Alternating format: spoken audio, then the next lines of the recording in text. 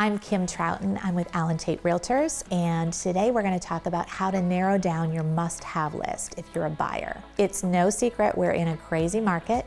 There is a house out there for you and we can get it. What you do need to keep in mind is there's no perfect house. I know it's a big surprise, but we need to figure out a way to get to the house that's good and the house that's the right one for your family. But what we might need to do is set aside that long list of must-haves. And how do we figure out how to do that? One of the things I recommend is evaluating the house from a different point of view. If it's not perfect, and in this market, there is no perfect house. So how do you solve it? How do you figure out how to break down that list?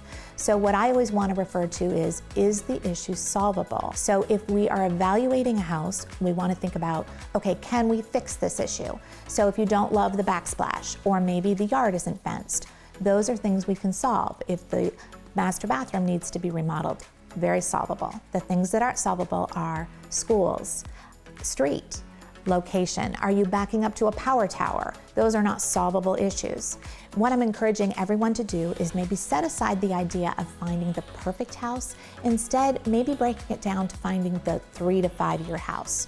The house that maybe we can make some money on, gain some equity, make a great buying decision that will meet the biggest criteria that you have, but maybe down the road we will be reevaluating as this market shifts again. So when I set up searches for clients, I recommend that we broaden it as much as we can.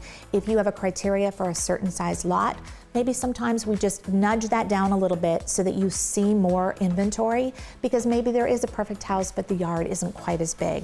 And in this market, I just recommend you flex as much as possible. Because of my experience, because I have access to a lot of top vendors and contractors, because my husband is a builder, we can evaluate floor plans. We can give you ideas on costs to remodel or to update.